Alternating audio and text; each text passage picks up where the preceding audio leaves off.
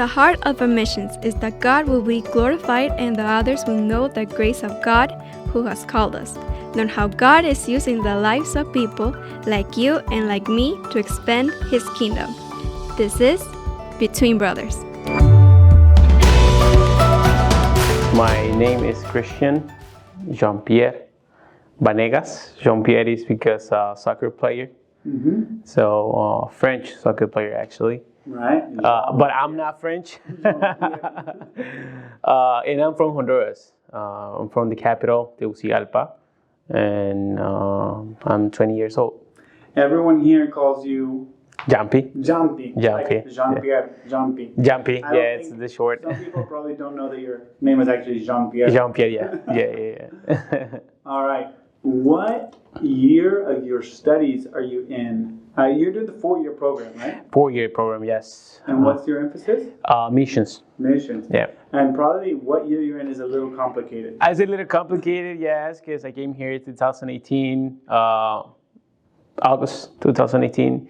Then I went back to New York that was December 2019. Mm-hmm. Yeah, because of personal problems, you know. Mm-hmm. You went back with your family, right? I was back with my family, my mom, my dad, my brothers. Mm-hmm. And then I just got back here last year. Mm-hmm. Yeah, August last year. And then got married. I got married in December.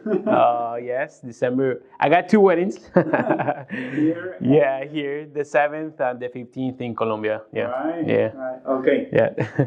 All right. And let's see. Anything else to start? I think that's good to start. The main question is, how did Jesus change your life?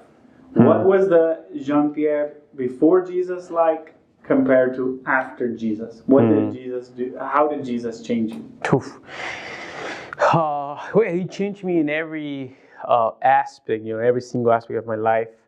My life was empty, you know. I remember when I was in Honduras, when I was in high school, you know, I started to hang out with my friends and go to parties, you know, and get along with other people that didn't probably was the right persons or right people, you know, to hang out with.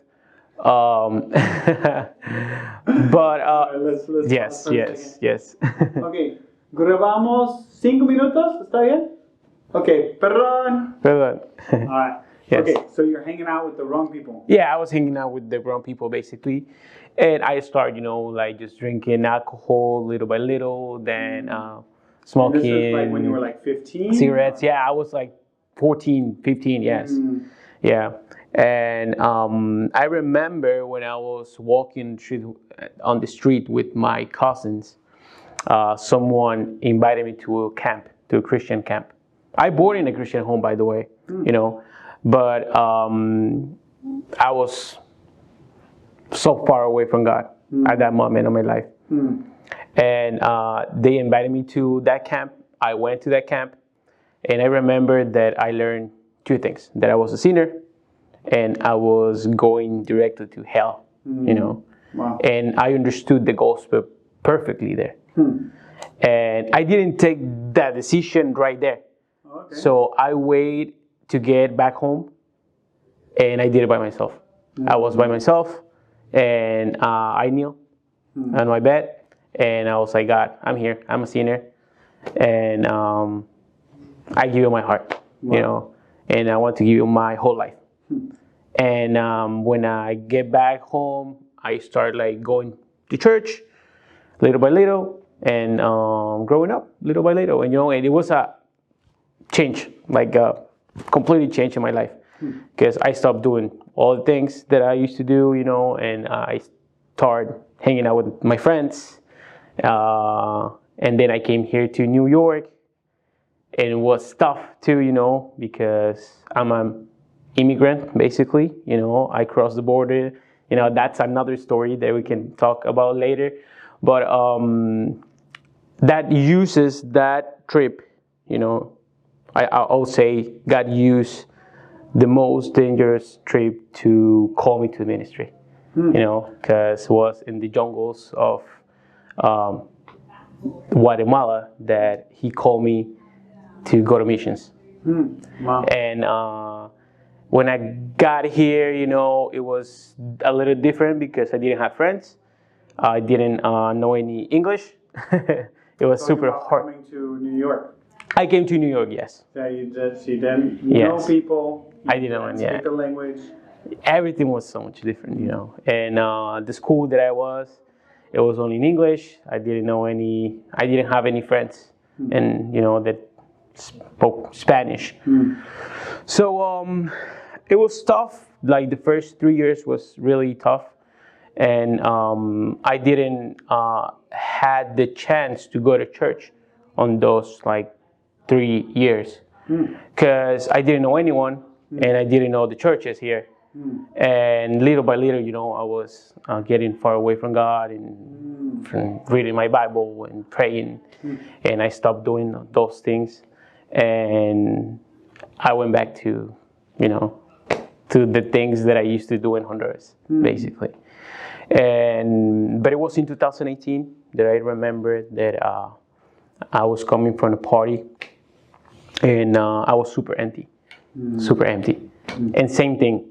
I was by myself in the bathroom, and I kneeled again, and I was like, God, I'm empty again, and I'm not happy. I can have three then more relationships with different girls or different people, and I can have drugs, and I can have alcohol, I can have cigarettes, I can have all what I want, and I'm not happy.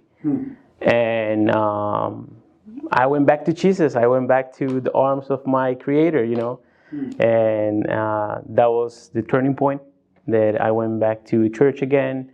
I started growing up a little bit more. How did you find that church? Did you just walk to? It was super funny because I was in the gym. And the gym was in the second floor, and the church was down there. So I was running, and the treadmill, and the church was there. And I remember I had my phone, and I put the phone number of the church and my phone on my contacts, and I called the pastor, and I was like, Pastor, I'm Christian, probably you don't know me.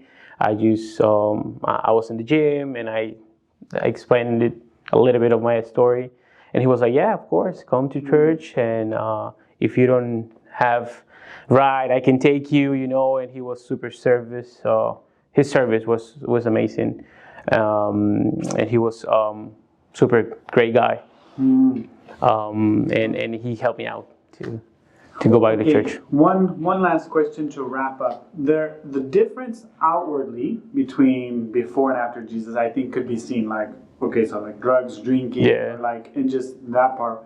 But what was the difference in your heart, or the difference in your mind between when you were living, trying to fill yourself up with things of the world, compared to Jesus, I belong to you? Yeah. Like what was the difference you could tell? Yeah. Even though on the outward it's like, okay, now he was doing these things, now he's doing good things. Yeah. Or whatever. I was empty. Now I'm happy. Now I have a purpose. I didn't have purpose when I was in doing all those things, and now my life has a purpose. And that purpose is God, and it was Jesus. Now I get married. I have plans with my family now, with Anna, my wife, and everything. I was called into ministry also to go to missions, to go to another country and serve with people, and to bring the gospel also. I'm pretty sure they know they need the gospel. They need to know about Jesus Christ, and that's the difference. Everything, my life now makes sense with Jesus. That's good. Yeah. That's good. That's beautiful. Yeah. Thank you. Yeah, of course. Thank you, brother. I appreciate it. The students have been gone, and the summer has felt long. But in just a few more days, the students will be back. Orientation week begins. The classes begin the week after that. And we'll be able to continue recording new testimony stories of students and sharing them with you all. And we recorded these two stories last semester, and I hope that you enjoy them. Israel Sotelo. I'm from here, Edinburgh, Texas, from RGV. I was actually born in McAllen, but most of my life I've been here in Edinburgh. So. Okay. And so you were born in McAllen? I was born in McAllen, yeah. Yeah, all right. So you don't have the thing where you have like two last names like most Latinos? Or do you have two last names? I don't. Sotelo. Just Sotelo. I don't even have a middle name. Man. Just Israel Sotelo. Yeah. Nice. It's simple. Okay. And you're a new student. Is this your first or second semester? This is my second semester. Now. Okay. And are you doing the 4-year program? Yeah, my emphasis on pastoral. So. Pastoral emphasis. Okay. There we go. All right. So the question is, and the goal is to answer this in about 5 minutes or so, but take your time. Okay. What changed, or how did Jesus change you? What did the Israel before Jesus look like compared to the Israel after Jesus? So Israel before was very reckless, very living, how do you say it, in excessive. Everything was excessive. Excessive food, excessive joy, excessive everything. I put no limits on myself because I had no authority on me. I had my parents. I tried to honor them in whatever way I could in the house. Once I was out of the house, it was a whole different game. So I was very rebellious. I would listen to a lot of music that was not just satanic, but blasphemous against God, specifically like that. And the movies I would watch were also not the best. Like who I hung out with, it was just a bunch of people that were okay with staying in depression, that staying in hatred and stuff like that. But then I started getting anxiety attacks once my dad almost died. And it was the first time in my life no one could tell me everything's going to be okay. The doctors couldn't tell me that. My mom couldn't tell me that because we weren't sure if my dad was going to make it. And so after that, I developed anxiety attacks and I started making deals with God saying, if you save him, I'll follow you forever. He saved him, but I didn't keep my end of the bargain because God doesn't do bargains, He's not that type of God. Eventually, my anxiety got worse and I got bedridden for almost a year. But during that process, I truly found Jesus. I ended up depending on him instead of the medications that they try to put me in so I could sleep, so I could, I decided to trust Jesus instead. And from there, I started going to church. Even though I was on the floor at church, the congregation would pray for me while I was on the floor. And it was something that was amazing. They saw my whole transformation from being on the floor to... Being on the floor? Like, just laying on the floor.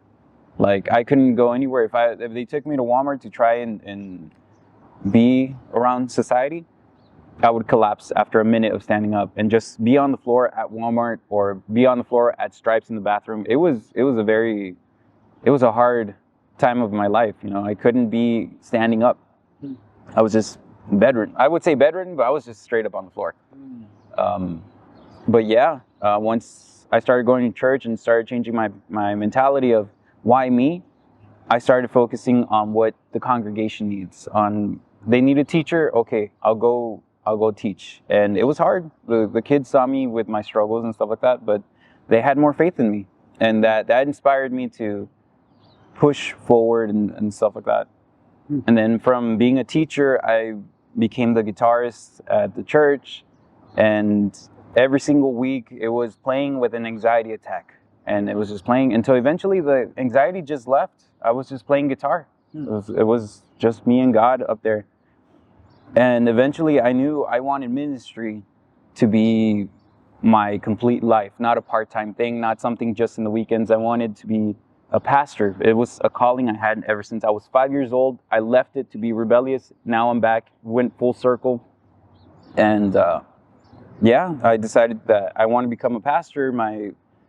My dad works here at the radio station. My mom graduated from here. My pastor graduated from here. So all of them say this is a great place.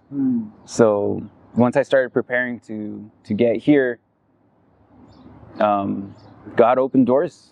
A lot of people that were praying for me before prayed for me to come here, and I've had full support from my church. And yeah, it changed my life.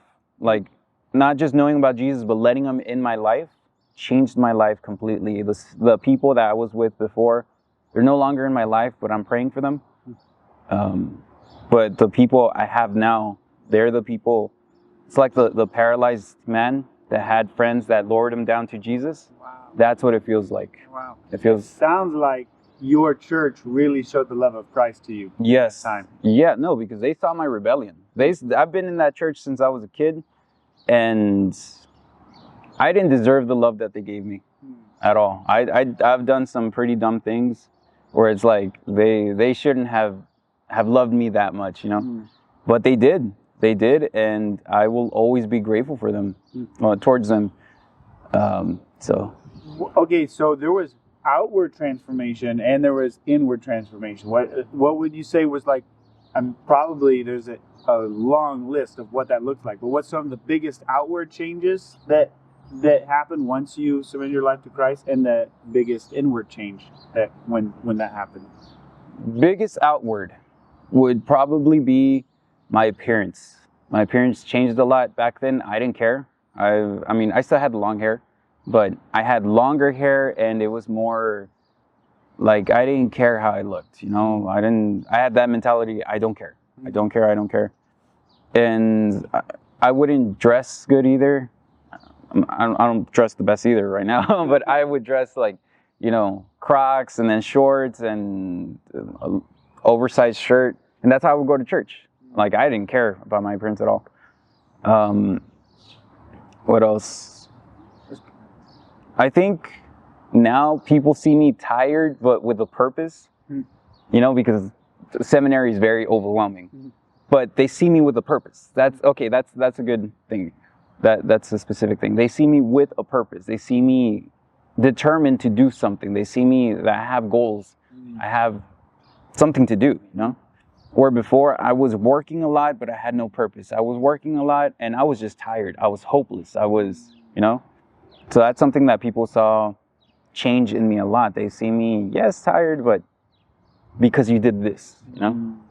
And then what would you say was the biggest heart change? Heart change? Inward change. Trusting in God with my anxiety. So that was one of the toughest things I had to go through, because I was going to the ER probably 10 times. I went to the ER thinking I was dying. Wow. And each time they just kept saying, there's nothing wrong with you. There's nothing wrong with you. Eventually, a neurologist, actually, he told me he was an atheist. He did the head scan and everything to see if there was something wrong with me. And he said, there's nothing wrong with you. I can send you to a therapist, and that way they can dope you up. I don't want that for you. If you truly believe in that God that you say you believe in, you're going to trust him, and you're going to get through this without the help of medication. Wow. I'm like, okay, so that was another step in the right direction. I trusted God, and I started having less and less panic attacks. Obviously, it took a long time to get there, but I realized it's possible. Was there like, okay, in this year that you went through, was there like a moment when it's like, okay, I'm just giving it all to you, God? Or was it more like a process of learning to trust him in the middle of, like you're saying, your anxiety and stuff? What was that like, the realizing I belong to Jesus and that's how my life is going to be lived? It was the beginning process was me still making deals with God. But there was a specific night where I experienced oppression, like actual, like not anxiety attacks. No, this was actual spiritual. I'm not going to go into full details, but I did dream something, and I'm one of those people that thinks that God will speak to you through a dream. Not in a vision or anything like that, like about the future, but he will speak to you in regards to specific things. And in that dream, I was confronted in 4 different areas of my life where I was messing up hard, like really bad. It dealt with peace. It dealt with taking the Lord's name in vain, because I would blaspheme against God really bad. It was with the music I would listen to. And then lastly, it was my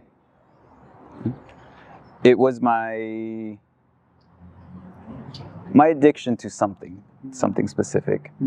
And in that last one, I asked the people that I was with, a lot of people that are no longer with me, obviously. I asked them, what were they doing? Like, they were doing something specific, and they said that they were bowing like wolves, accepting their inner beasts. And I said, I don't want that. This in the dream? This is in the dream. Yeah, this is in the dream. All the people that were really bad for me, they were doing something specific. It felt like, I don't know, maybe a ritual or something. Okay. But they were accepting their inner beast. Wow. And in the dream, I said, I don't want to be like a wolf. I want to be like the Lion of Judah. Never in my life have I said that. Never. But when I woke up, it's like, dang. In the dream, I rejected all those things and I kept following Jesus. It's what I need to do. I need to reject everything in this world, and I have to reject myself. I have to deny myself and just let Jesus Christ, take over. And since that dream, that's when the transformation started. That's when I fully submitted to Jesus Christ. And yeah, it's kind of an experience. I know a lot of people don't have these experiences, and some people might say, oh, he's probably lying and stuff like that. Believe it or don't, my life has been different since. So that's beautiful. Yeah. Thank you. Yeah. Thank you for sharing that. Yeah. That's encouraging and a blessing. It's been a blessing to hear a little tiny piece of your story. Yeah. Thank you. Thank you. This podcast is a part of Rio Grande Bible Ministries. If you want to learn more about the Bible College, that's in Spanish, the language school to learn Spanish, the radio station, or Bibleville, or any of the other ministries of Rio Grande, find us at riogrande.edu. That's our website, riogrande.edu. And if you want to interact with the podcast, if you want to ask questions, give us feedback, you can find us on Facebook, Instagram, and YouTube, searching for Entre Hermanos. Make sure to add Rio Grande to your search, and we will be the first ones to show up. Thank you for listening to our podcast, Entre Hermanos, which means Between Brothers.